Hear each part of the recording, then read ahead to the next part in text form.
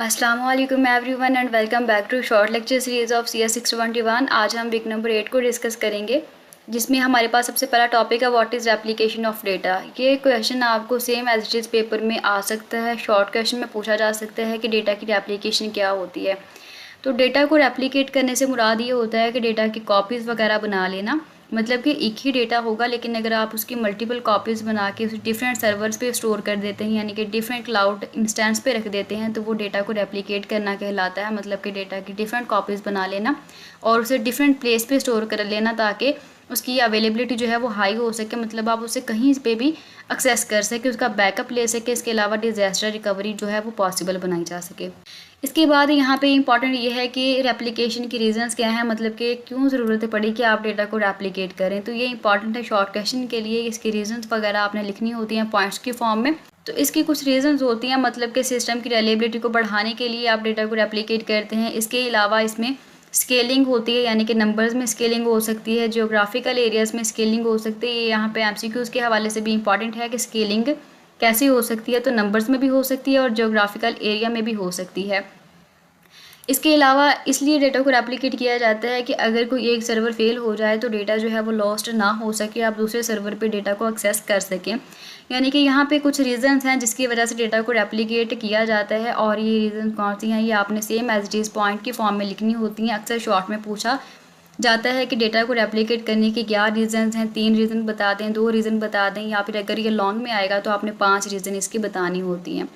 तो इसके अलावा डेटा को रेप्लिकेट करने की रीज़न ये भी है कि ये डेटा करप्शन के अगेंस्ट प्रोटेक्ट प्रोवाइड करती है, मतलब कि डेटा करप्ट ना हो, इसके लिए भी हमें प्रोटेक्शन प्रोवाइड करती है। तो ये यहाँ पे कुछ रीजंस हैं जो आपने याद करनी है।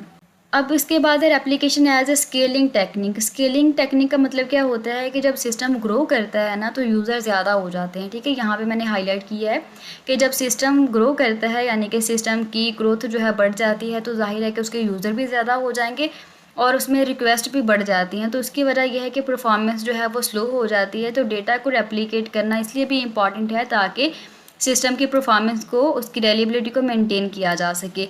इसके अलावा यहाँ पर रेप्लिकेशन एंड कंसिस्टेंसी के बारे में बताया गया है।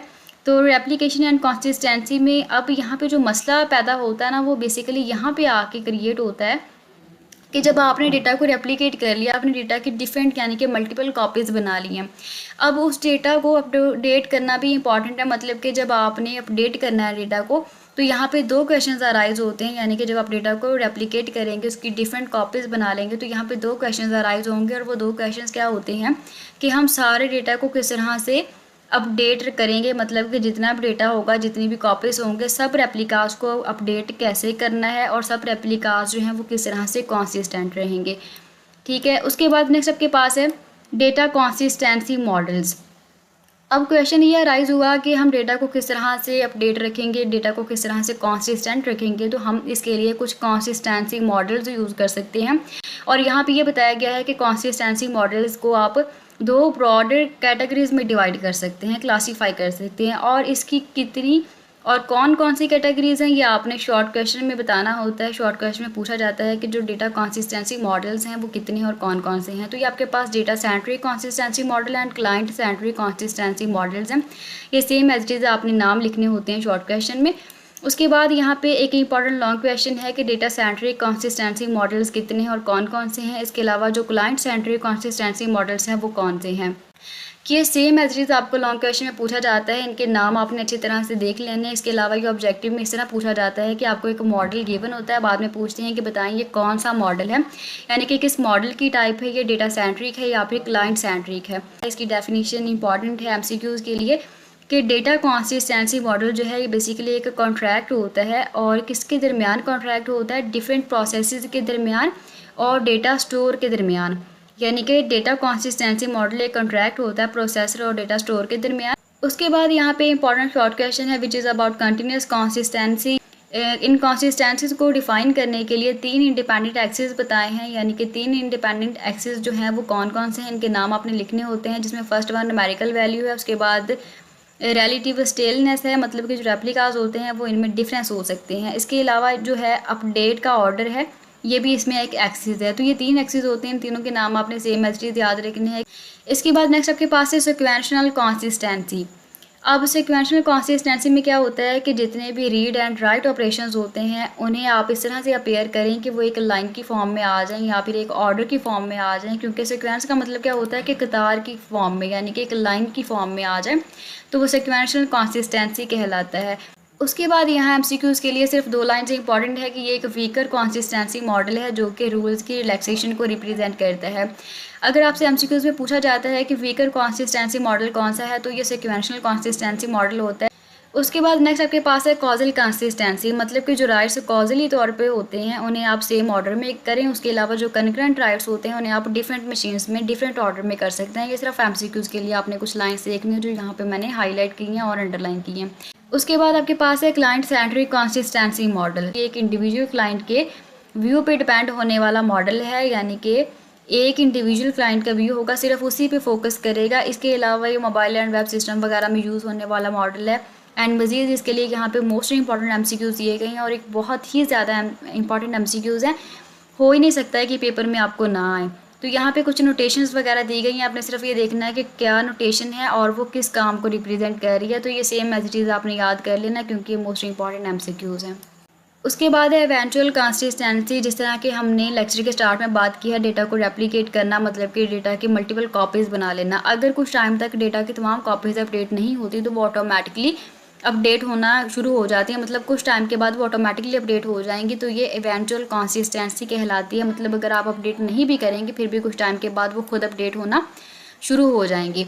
उसके बाद यहाँ इसके बारे में कुछ इंपॉर्टेंट एमसीक्यूज़ हैं। तो एमसीक्यूज़ के लिए जो इंपॉर्टेंट चीज़ें हैं वो आपने खुद भी पढ़ लेनी है, क्योंकि मैंने अंडरलाइन के साथ साथ हाईलाइट भी कर दी और साथ में लिख भी दिया है कि कौन से पॉइंट्स ऐसे हैं जो एमसीक्यूज़ के लिए इंपॉर्टेंट हैं।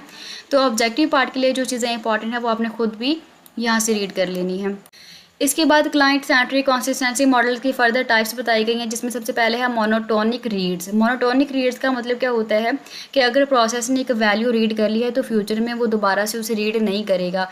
ठीक है, मतलब कि अगर उसने एक बार इस चीज़ को पढ़ लिया दोबारा वो उस चीज़ को नहीं पढ़ेगा। जिस तरह आपके पास डिफरेंट टाइप्स ऑफ मेल्स होती हैं, मैसेजेस होते हैं। लाइक अगर मैं सबसे सिंपल आपको एग्जांपल दूं तो आपके पास व्हाट्सएप मैसेजेस होते हैं, जो मैसेज आप एक बार पढ़ लेंगे वो दोबारा तो आप नहीं पढ़ेंगे ना, क्योंकि वो पुराना हो चुका होता है। तो इसका मतलब ये होता है कि जो एक बार आपने चीज़ पढ़ ली वो आप दोबारा नहीं पढ़ेंगे। इसी प्रोसेस को हम मोनोटोनिक रीड बोलते हैं। उसके बाद यहाँ इसकी कुछ एग्जांपल्स वगैरह दी गई हैं और ये सिर्फ यहाँ पे मैंने एमसीक्यूज़ के लिए ही हाईलाइट किया है कि इसमें ऑटोमेटिकली रीडिंग होती है, मतलब कि जो पर्सनल कैलेंडर अपडेट होती हैं वो डिफरेंट सर्वर पे ऑटोमेटिकली रीड हो जाती हैं। और जो मोनोटोनिक रीड होता है वो इस चीज़ की गारंटी देता है कि यूज़र किसी भी अपडेट को मिस ना करे, चाहे वो किसी भी सर्वर पर उसे देखे, लेकिन वो लाजमी तमाम अपडेट्स को देख सके। उसके बाद है मोनोटोनिक राइट्स। मोनोटोनिक राइट्स का मतलब होता है कि एक प्रोसेस की जो राइट्स हैं वो सेम ऑर्डर में कंप्लीट हो जाए, मतलब कि यूज़र ने जो भी लिखना है वो एक ही ऑर्डर में लिखे। ये मोनोटोनिक राइट्स कहलाता है। उसके बाद नेक्स्ट आपके पास है रीड यूर राइट्स।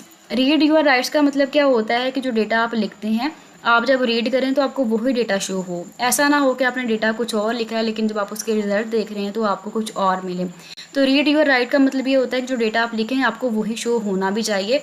जैसे कि यहाँ पे इसकी एग्जांपल दी गई है कि जब आप वेब पेज पे कोई चीज़ अपडेट करेंगे, जब दोबारा पेज को रिफ्रेश करें तो आपको उसकी नई कॉपी शो होनी चाहिए। ऐसा नहीं होना चाहिए कि आपको दोबारा से पुराना ही डेटा मिले। उसके बाद है राइट्स फॉलो रीड्स, मतलब कि जब आप रीड करेंगे, रीड करने के बाद जो आपने राइट करना है वो उसी वर्जन पे होना चाहिए। इसकी सबसे आसान एग्जांपल ये है कि अगर आपने कोई पोस्टर देखी है, लाइक फेसबुक पे कोई पोस्टर देखी है, आप देखने के बाद अगर उस पर कोई चीज़ें लिखते हैं तो आप ये मेक श्योर कर लें कि जो आपने कमेंट पास करना है वो आपने उसी पोस्ट पे करना है जो आपने रीड भी किया है। तो इसका मतलब ये होता है कि राइट फॉलो रीड्स, मतलब कि जो आपने रीड किया है आप उसी पे राइट भी करें। तो यहाँ तक आपका लेक्चर कंप्लीट होता है। सिर्फ इतनी ही स्लाइड्स इंपॉर्टेंट हैं, बाकी जो अननेसेसरी स्लाइड्स है वो मैं पहले से ही यहाँ से रिमूव कर चुकी हूँ।